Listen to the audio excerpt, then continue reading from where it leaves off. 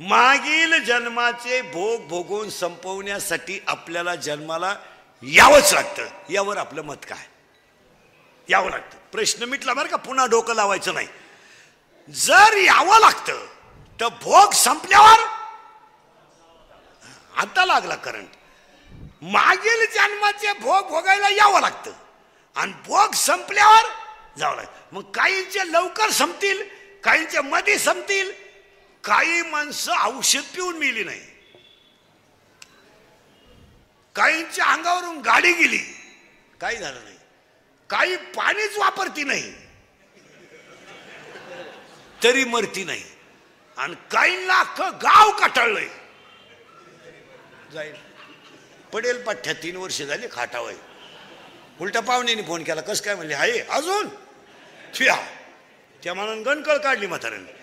भोगल्याशिवाय कुठं म्हातारा जात असतो का तू? नाही. आता ऐका, आता लागला करंट तुम्हाला. मागील जन्माचे भोग भोगायला यावं लागतं आणि अरे भोग संपल्यावर जावं लागतं.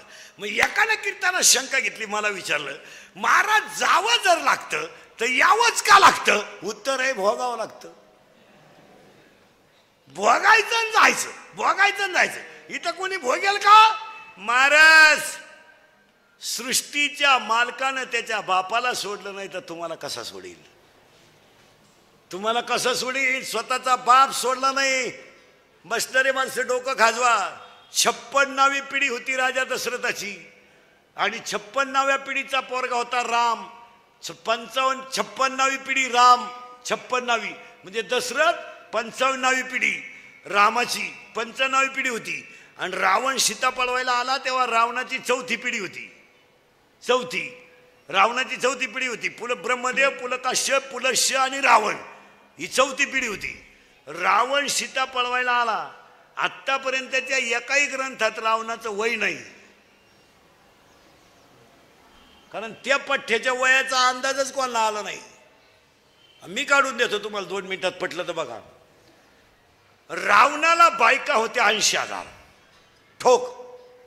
मग वर्षाला एक बायको धरा, किती झाले? 80,000. बरं, त्यानं जलमल्या बायको केली का? पहिले 15 धरा. मग सीता पळवायला रावण आला तेव्हा रावणाचं वय होतं 95,000 वर्ष. तेव्हा सीता होती 18 वर्षाची. आणि मग सरकारनं हीच नियम वाचला आणि पुरीचं वय 18 केलं. त्यांनी काही पारायण नाही केली कुठं.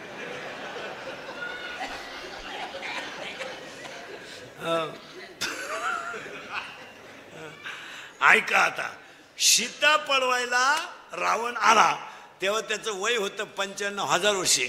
पण सीता धनुष्य उचलायला राम आला तेव्हा रामाचं वय होतं 25 वर्ष. आणि राम होता राम होता 25 वर्षाचा आणि सीता होती 18 वर्षाची. म्हणून सरकारनं पुरीचं वय केलं 18 आणि पोराचं वय 21 का केलं? तो 25ला लईच येडेवानी करील. आणि तर 2-3 वेळा बाप उचलून आपटाय बसलाय. मग ते 4 वाजा केले आणि पोराचे केले 21. आता पोराचे सरकारनं केले 21 पण देवानं केले 41. रेंज गेली काहींची, रेंज.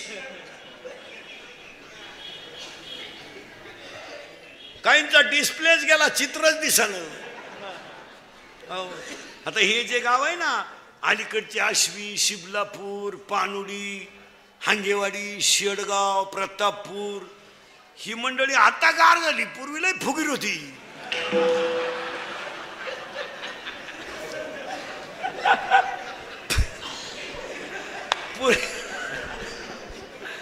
पूर्वी कशी होते माहितीये का महाराज? ही मंडळी पूर्वी कशी होती महाराज? एक का होईना माणूस पण मुंबईला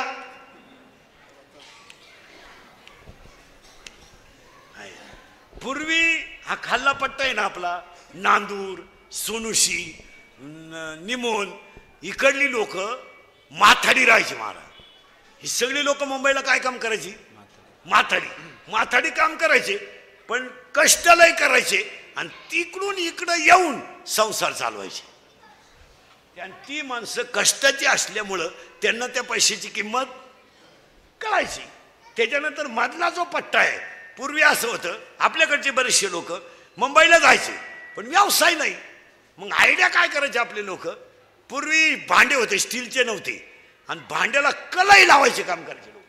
आणि ही लोक राहायची कुठं, फुटपाथला राहायची. मग नवी मुंबई आता झाली महाराज, हे 10 वर्ष. तो काची मुंबई, तेव्हा काय होतं आपले लोक फुटपाथला झोपायचे आणि ते फिरवायचं लावायचं कोळशे करायचे, कलईचे पैसे करून गावात यायचं महाराज.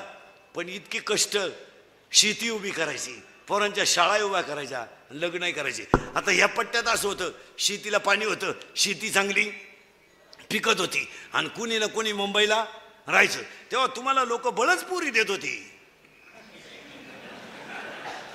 चला शिवलापूरचा पाहुणा बरा आहे, त्याचा हांगेवाडीला संबंध आहे, बरं आहे. तेव्हा तुम्ही लय फुगीर, तुम्हाला ती घमेंड. मग तुम्ही तेव्हा पाहुण्यांना काय म्हणायचे, तुम्ही कुठं आम्ही कुठं, हे कसं शक्य आहे. तुमची जमीन आणि आमचा उकिरडा सारखाच. लबाड बोलायचं नाही. आता कशी जिरली, आता बळच पुरीच्या बापाला म्हणतात राम राम. तुम्हाला यंदा नाही, यंदा नाही भाऊ, तो तिकडं देवाला सोडा, आम्हाला नको. मग पोऱ्याचा बाप म्हणतो टच करणं आपलं काम आहे. तो म्हणला टच नको धक्का नको, तू यंदा नकोस. मग आता त्या पुरीच्या बापानं इंदुरीकरचं कीर्तन ऐकल्यामुळं ते हुशार झालंय. ते आता डायरेक्ट काय म्हणते माहिती का, यंदा नाही. हो बघा, मग आता पुरीचा बाप हुशार झाला, कीर्तन ऐकलं, तो आता डायरेक्ट काय म्हणतो माहिती, मी आज साहेब मोकळा, सुतळी नाही आपल्याकडं. पोराचा बापांना अख्खा आपलं, तुम्ही काढून नेतो बा, तुम्ही फक्त हा म्हणा. आता पुरीचा बाप त्याच्या पुढे गेला यंदा, हा काय म्हणा, हा काय थोबाडवा शितो, हा काय म्हणा. 3-3 लाख घेतलेत गेल्या सीझनला. पुरींच्या बापानं तिकडून पैसे घेतले, इकडं बोर मारला, त्यालाही फुफुटा निघला.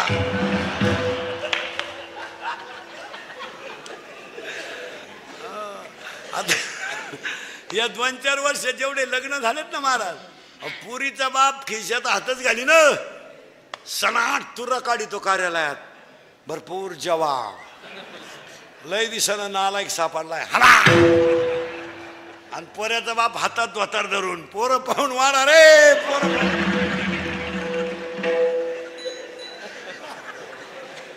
पुरीनो तुमच्या बापाच्या दारात आहे ना अशी रांग लागणार आहे 2-3 वर्षात, रांग. मुलगी द्या, मुलगी द्या, मुलगी द्या. फक्त तोवर तुम्ही घरात राहिल्या पाहिजे, नाही तर रांग लागायची अंगणात आणि तुम्ही सापडायच्या धबधब्याखाली. काय करता, अवघड आहे महाराज. चला थोडं पुढं यावं लागतं, आल्यावर जावं लागतं, ती काळजीच नाही करायची. पण भोगल्याशिवाय सुटका नाही. इथं आलोय आपण आता. आता भोगायचे संपले की आपल्याला जायचं. पण कसं जायचं, उत्तर ऐका. आता लय बारीक आहे, टच लावून देतो फक्त. मग आता काय माणसं म्हणतील, बुवा तो सोमवारी मेला म्हणजे पवित्र होता, असा बावळटपणा नाही करायचा. मग तो एकादश करीत होता. आता समजा मी ये पोपटावानी बोलतो, मरायच्या टायमाला बोंबील मागू शकतो, त्याचं काय असं नाही. ते असं नाही. काही लोक म्हणते त्यानं काशी केली. काशीला जाणारी अडपट सुद्धा ध्यानात ठेवा. काशीला जाणारे अडपट सुद्धा ध्यानात ठेवा. काशीचा नियम असा आहे, काशीला गेल्यावर परत गावात यायचं नसतं जिवंत, असा नियम येतो. ही आपली बावळाट कुठून उठलंय, काशीला गेलो मी दाव्याचं खात नाही, कानपाड फोडीन. काशीचा दावीचा संबंध, तुला जायलाच कोण सांगितलं होतं काशीला. काल सक माराय गेला, 7-8 हजार रुपये बुराले, गाई दुधाला कमी पडली आणि दोन्ही पोरं वायली निघली, हीच काशी झाली. काय झालं काशी. बरं काशीची हौस आपल्याला नाही लई. हिला फक्त ट्रिप काढणारा बाबा भेटला पाहिजे, बी लागलीच त्याला. या हिन गचपान घेऊन निघली काशी. काशीचा नियम आहे 12व्या देत ओवी आहे. मी ओव्यांप्रमाण 5 पर्यंत येणार. मोक्ष देऊन उदार होय कीर काशी शरीर ते ठाई वेच किजे. माऊलीची ओवी आहे, बोगसगिरी नाही. मग काय म्हणतो तो काशीला गेला आणि पवित्र होता. मरायच्या अटी सांगतो, मरून सुद्धा दाखीतून पहिल्या कडव्यात घालतो. माणसाचा मृत्यू दिवसा झालेला असावा. जरा नीट आहे का, उगत बावळाटपणा नका करी जाऊ. काही लोक म्हणले तू दिंडीत मिळाला, तो आजारीच होता. हे असं नाही. जसं आता लोकांनी एक झटका काढलाय, अटॅक अटॅक अटॅक. एज्युकेटेड लोक नीट आहे का, attack is a not a disease. Attack हा रोग नाही. वाचता तर डॉक्टरला काय हवा. तुम्ही अभ्यास काय झालं, लोकांनी ठोक ताळा. अटॅक काय येतो, अटॅक म्हणजे काय, एका मिनिटात सांगतो तुम्हाला. तुमच्या मनावर एखाद्या गोष्टीचा आघात जर झाला तर ती गोष्ट तुम्ही कुणापाशी तरी बोलून दाखवली पाहिजे, म्हणजे ती गोष्टीचं भांडवल कमी होईल. आपल्या घराण्यातली इज्जत जाऊ नये म्हणून घरातली संकट माणसं स्वतःच्या अंगावर घेऊन जगतात. काय मत आहे? उदाहरणार्थ एखाद्या माणसाची पत्नी लवकर गेली जाऊ नये. आणि महिला मंडळ मरण्याच्या बाबतीत तुम्हाला सांगतो, तुम्ही मागं राहा, आम्हाला पुढं घाला. याचं कारण सांगतो तुम्हाला. तुम्ही भांडे घासून जगू शकता, धुणं धुवून जगू शकता, तुम्ही नातू सांभाळून जगू शकता. पहाडासारखी माणसं 1.5 दमडीच्या सुनबाईचा अपमान सहन करून जगू शकत नाही. नाही नाही नाही, कधीच नाही. बैलाला हाक मारली तर बैल मागं वळत होता, आणि टिकाव मारलं तर खालून ढेकूळ निघत होतं. एवढी ताकद असणारा माणूस 1.5 दमडीच्या सुनानं केलेला अपमान तो म्हातारा सहनच करू शकत नाही. ज्या म्हाताऱ्याची बायको गेली मारा, त्या माणसाचं जगणं खरं नाही. आता ते फक्त म्हणायचं बरं आहे, मजा नाही त्याच्यात. एक सुना सुने तर एक सट असू, त्यात मजा नाही. 71 असल्या तरी चालतील आणि 91 असल्या तरी चालतील, काय उपयोग नाही त्याचा. महाराज बायको येडी आहे, आंधळी आहे, कशी असू द्या, पण त्या माणसाला औषध देणारी पाणी देणारी. महिला मंडळ तुमच्यापैकी बऱ्याच जणींनी भावाच्या पोरी करेल असतील सुना, केल्यात ना? केल्या ना? जिनं केली तिची फक्त मुलाखत घ्या, कस काय फक्त. तुवान झोडाया माणूस मिळा ना तिला फक्त विचारा धाकट्याचं लगीन करते का, तसा देवाला सोडीन पण करणार नाही. भावाची मुलगी शक्यतो करायची टाळावीच. कोणचं जर जुळत आला असेल तर त्याला आता कीर्तन संपल्यावर फोन कर, भाऊ तू तिकडे कोण नाही दे. नाही चालत महाराज. काही झालं तर महिला म्हणलं काही झालं तर महिला म्हणलं तो तिचा बाप आहे, आपला भाऊ आहे. असं कसं नाथ प्रेमाने तुटणार. उद्या मुलीचं सासूचं भांडण झालं, भाऊ मुलीचीच बाजू घेणार. तो डायरेक्ट म्हणतो गुड्डीचा काय दोष नाही, आपल्या बहिणीच्या डोक्यात वयामानानं फरक झाला. हे तर गुड्डी खाशी, गुड्डीची नाही अडचण, पण माई गुड्डीच तिला नीट करीन, यालाही गॅरंटी आहे.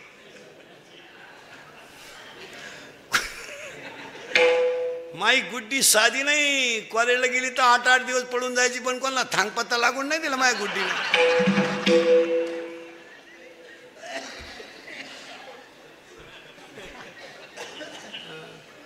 हे असे ते नाही जमत. ते इथून पुढे रक्ताचे नाथे बिथे काही राहिलं नाही महाराज. काय जे भाऊबंद, आता भाऊबंद तर मेलेच सगळ्यांचे, तुमचे माझे, आणि मेले तेच बरं झालं. भाऊबंद तर इतके नालायक तुमचे माझे, जिवंतपणी नीट जगून देती नाही, मेल्यावर त्यांच्याशिवाय जाता येत नाही. खांदा मग जुने लोक घरचेच 5 पोरं का होऊन द्यायचे. कोणला राम राम आपलीच टोळी. मग आता काय महाराज, आता फक्त खरेची आई मेली, लोक फक्त कडक कपडे घालून निंडत्यात. खांदेकरी व्हायला माणसं नाही राहिले महाराज. भाऊ म्हणते कपडे काढत नाही ना, आलाय 2 बटणं काढतो बायको पाहतो, तिने असे घालून तू काढ. शेवटी महाराज आता प्रेत न्यायला रथ आल्याची पाळी आली. रथ आता प्रेत रथ बनवलाय, वाडा मिळाला, भाऊबंद वारले. काय असं काय राहिलंय. तुम्हाला इंदुरीकरला काय हलकट म्हणायचे ते हलकट म्हणा, पण ते खरंच आहे. 10 वर्षापूर्वी मुलीचं लग्नाला मुलाला मुलगी पाहिजे, फोन नव्हते. आश्वीच्या बाजारात जर निरोप दिला तर पाहुणा गुरुवारी येत होता साखरपुड्याला. 100 पाहुणे पोरगी पाहायला. आता 2 माणसं जातात पोरगी पाहायला, पोराची आईन पोराचा बाप. वाडा मिळाला, भाऊबंद वारली. वरून पोराची आई म्हणती आम्ही आलतो, कोणाला म्हणू नका बरं, नाही तर भोंग्या होईल. पुरीचा बाप म्हणला तुम्ही सुद्धा म्हणू नका, ती पळून गेली, ती कालच आली सापडून, नाही तर अजून तमाशा होईल. काही नाही रे महाराज, 700 वर्षापूर्वीचा अभंग आहे, आजचा नाही. हा अभंग कधीचा आहे? 700 वर्षापूर्वीचा. ऐका कलीचे महिमान, असत्य शिरिजले जन, पापा देते अनुमोदन. गाथ्यामध्ये 31 कडव्याचा अभंग आहे. 31 गाथ्यामध्ये 2 अभंग मोठाले आहेत. एक अभंग 31 कडव्याचा आहे आणि एक अभंग 101 कडव्याचा आहे. पांडुरंगा करू प्रथम नमन 101 कडवे आणि ऐका कलीचे महिमान 31 कडवे. एकदा उचका. जे 2019ला घडत आहे ते 700 वर्षापूर्वी लिहून तुला. असत्य शिरीजले जन, मग कधी मारावं घ्या लिहून. माणसाचा मृत्यू दिवसा झालेला असावा. आता पटापटा सांगतो. शुक्ल पक्ष असावं, असं बोगत चालत नाही. माणसाचा मृत्यू दिवसा झालेला असावा, शुक्ल पक्ष असावं, उत्तरायण असावं. आता 22 तारखेपासून उत्तरायण लागणारे. आता सध्या दक्षिणायन अजून 15 दिवस. आता 22/12ला उत्तरायण लागेल. इथून पुढं मारणाऱ्यांची संख्या कमी. या महिन्यात नाही मरतील लोक, पुढच्या महिन्यात. ही मागचीच सपाटी नाहीच, दिवाळी खाऊन देते. हा, माणसाचा मृत्यू दिवसा झालेला असावा, शुक्ल पक्ष असावं, उत्तरायण असावं, मरताना इंद्रिय टवटवीत असावात, शरीराचं तापमान समान असावं आणि माणसाचा जठराग्नी प्रदीप्त असावा. असं बोगसगिरी चालत नाही. उद्या तुम्ही म्हणाले वाचायचं कुठं? अध्याय नंबर 8 श्लोक नंबर 24 त्याच्यावरच्या वाव्या. मग एकानं मला कीर्तनात उभं राहून विचारलं, जर या 6 अटीत माणूस मरतो तो जर योग्य आहे तर हे मधीच मरतात यांचं काय? हे गाथ्यात नाही, ज्याचं त्याचं प्रारब्ध आहे. तुम्ही म्हणाले याला काही पुरावा आहे का? एकच आई जगात अशी झाली, एकच आई का तिनं 8 मुलांना जन्म दिला. 8, पण एकही मुलगा स्वतःच्या स्तनाला लागलं नाही आणि 6 पोरं 1.5 तासाच्या पुढे जगली नाहीत. ती आई दुबळ्याची नव्हती, कृष्णाची आई होती. ऐका बरं का, कुणाचा मृत्यू कधी येईल सांगता येत नाही. तुम्हाला 3 गोष्टी सांगा. तुमचं मरण जिथं येणार तिथे येणार, तुमचं लग्न जिच्याशी होणार तिथेशीच होणार आणि तुमचा जन्म जिथं होणार तिथंच होणार. या 3 गोष्टीला चॅलेंज नाही. ज्यांनी बळच लग्न केले गेले, कचेरीत गेले, ते मिटूनही मोकळे झाले. लग्न तुमचं जिथं होणार तिथं होणार, तुमचं मरण जिथं येणार तिथंच येणार. असं चालणार नाही. गरुडाच्या आईनं माय आईला मरण येऊ नये म्हणून झाडाच्या खोडीतलं पण यमतीत जाऊन असला म्हणला. ही जागा होती, गिराईक येत का नव्हतं. रावणानं प्रश्न विचारला होता ब्रह्मदेवाला, मा जावाई कोण असेल? ती श्रीमंत पार्टी तगडी. त्याला त्या एका ब्रह्मदेवानं सांगितलं ते नदीच्या कडेला माशी धरते तो जावाई. ते बिघडलं ना रावण. ही पैशावाली माणसं याडपाट असतात. याडपाट असतात म्हणून तर त्यांच्याकडे पैसे असतात. आणि त्यांना लगेच 2-4 कार्यकर्त्यांना सांगितलं, हे बाई क्वार्टरला पैसे घ्या, नळ्या नळ्या खा, गाणं बिणं ऐका, त्याचा गेम करा. येणी 90 बिन ते हल्ली गाणे बिणे ऐकले, बारला गेले आणि त्याला धरून नेलं मारून टाकायला. यांनी त्याच्या पायाचा तोडला अंगठा. पण हे लई प्यायला असल्यामुळे यांना सुधारलं नाही मिळालं का काय. याने दिलं पाण्यात टाकून, ती गेलं वाहून. अहो ते वाहून गेलं तर ते आशा नदीच्या कडाला अडकलं झाडाला पहाटी. त्या नगरीचा मेलता राजा आणि त्या नगरीचा नियम असा होता, सकाळी सापडन तो राजा. हे दिवस उगताच दिसलं ना, झालं ना राजा. त्यानंच पोर केली बायको रावणाची. मग रावणानं जावाई बोलावला धोंड्यात आणि मग म्हणला, माई पोरगी माशी धरणारा जाणार होती, मी राजाला दिली, तुम्हाला वावळात पडणं करून तोचे मी हबाय तुझ्या कार्यकर्त्यांचा पराक्रम. हो, मग हे गाथ्यात मृत्यू नाही. जगामध्ये 6 मुलं जन्माला आईला आलीत पण स्तनातलं दूध पिले नाही. हे कुणाचं मरण? आता हे बाकीचे जे मरण नाही, फाशी घेणं, ॲक्सिडेंट होणं, औषध पिणं, हा बावळात पण आहे. आपल्याला माहिती आहे ना, आपण चोरून लाईट गेली, मग खग्यात बोट घालायची काय गरज? बावळा. आणि ॲक्सिडेंटचं जे प्रमाण आहे ना मरण्याचं, हे म्हाताऱ्या माणसांचं कमी आहे. तुम्ही अभ्यास केला, लोक नुसते बोगस म्हणते लय माणसं ॲक्सिडेंट मारा. ऍक्सिडेंट मध्ये मरणारे अवलादी 18 ते 30 आहेत जास्त. आणि ह्या अवलादी गाड्यांखाली का त्या जायलाच पाहिजे. ती तशी गावाला अडचणच आहे ना. मग ह्या अवलादी का मारतात? याला 2 कारण आहे. स्पीड मापत नाही आणि चालवणारा नील नाही. 4-4 पोरं वोकांडे घेऊन गाडीवर चालायचं आणि त्याच कोटरी पिऊन चालायचं. देवाने तुम्हाला का ठेवावं? आणि हे एक मोटरसायकल हे तरुण कार्टे जर मेले ना, हे जाळले सुद्धा नाही पाहिजे महाराज. वड्या बिड्याला फेकून द्या काय, शिमेव मेलेत काय? दुधाची किटली वाळायच्या आत जो घरी येतो तो दुधावर स्लॅब टाकतो.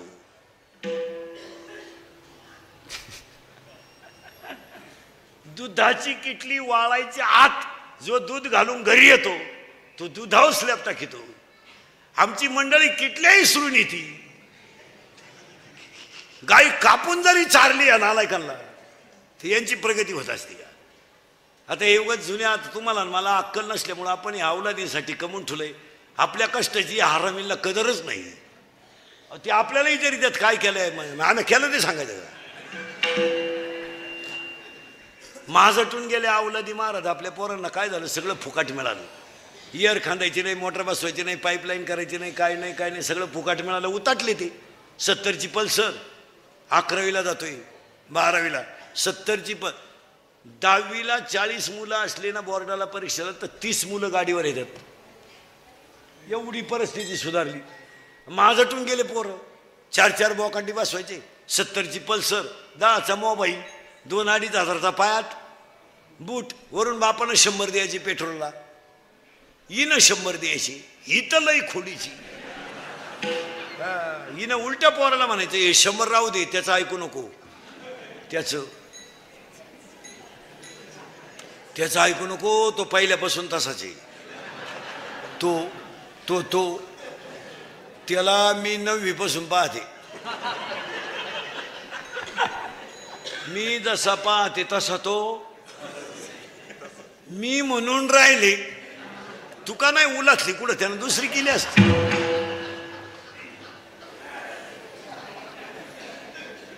त्याचं ऐकू नको, त्याला काही जमलं नाही.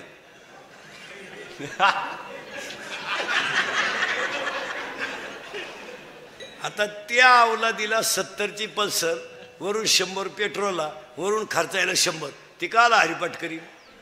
अहो ते माझाटलं. मग आता आपल्या ह्या पट्ट्यातल्या पोरांची संख्या 10व्यांवरची ह्या 2-4 वर्षात सगळ्यात जास्त झाली. आपल्या अवलादी माझाटल्या का म्हणून फुकाट. आणि मग ह्या अवलादीने आता आपल्या भागात एक नवीन पद्धत आणली. या सगळ्या पट्ट्यात वाढदिवस साजरे करायचे. याने मी घरी नाही करायचे, यांना बाप नाही ना. हे वड्याला सापडेला अवलादी ह्या, यांचे वाढदिवस आता 10व्यांच्या पुढे. डांबरीवर केक ठेवायचा चांगला चौकोनी, तो एकमेकाच्या तोंडात घालायचा आणि मग म्हणायचं हॅपी बर्थडे टू यू. खरंय का खोटे? खरंय का खोटे? मूत पेते ते एकमेकाचा महाराज. एकाला बंगली बांधतील आणि गाड्या घेतील. आणि आईवरून सांगती पप्पू येईल बरं का, दरवाजा उघडा ठेवा. पप्प्याची आई अंगणात बसवली पाहिजे पप्प्या येईपर्यंत.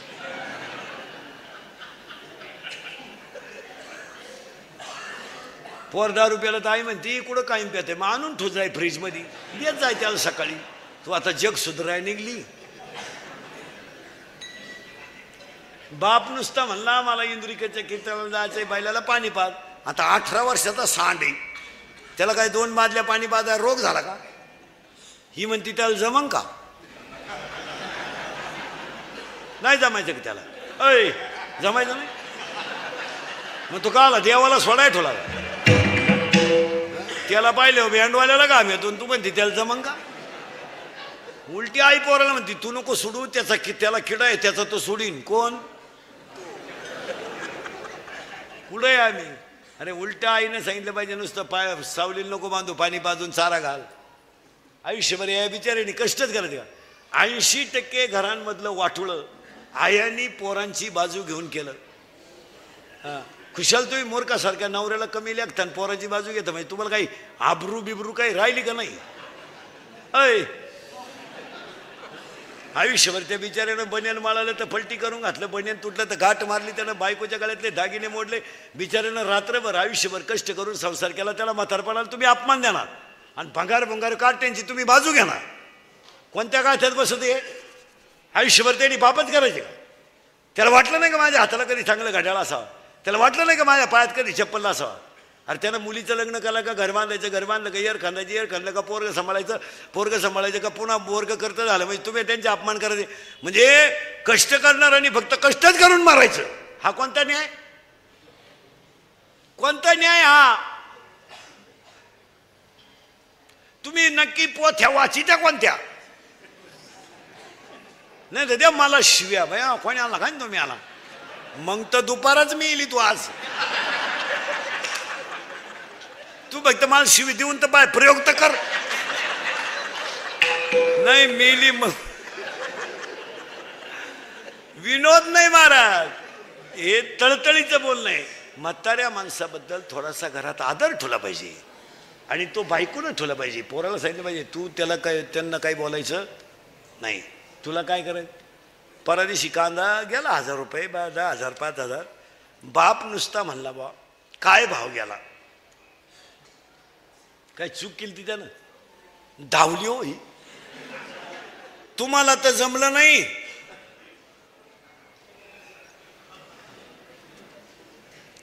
आणि पोर करत हे तुम्हाला.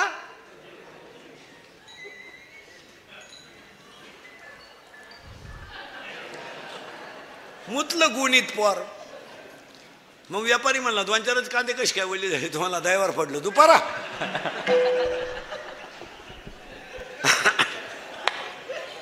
माझं कीर्तन ऐकलं सुधरत नाही 2-4 दिवस माणसाला, काही बधीर होतो तो, एकटाच हसतो घरी गेलो.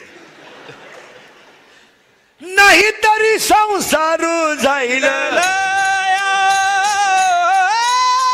नाही तरी संसार जाईल, नाही तरी संसार जाईल रया, नाही तरी संसार जाईल रया. साथी आली आवळगा सारंगदार, ये साथी आली आवळगा सारंगदार. ला ला ला ला ए साथे आली आवळगा सारंगदार, ए साथे आली आवळगा सारंगदार, ये साथी आली आवळगा ये सती आली आवळगा सारंगधार, ये साथे आली आवळगा सारंगधार, ये साथे आली आवळगा सारंगधार. नाही तरी संसार जाईल रया, नाही तरी संसार जाईल रया.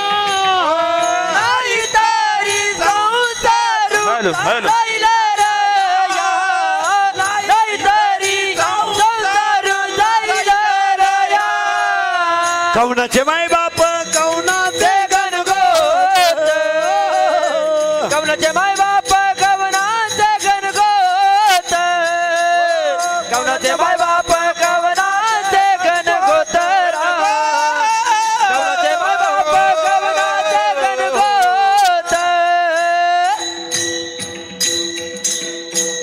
आणि एकदा त्या जीवाला आपण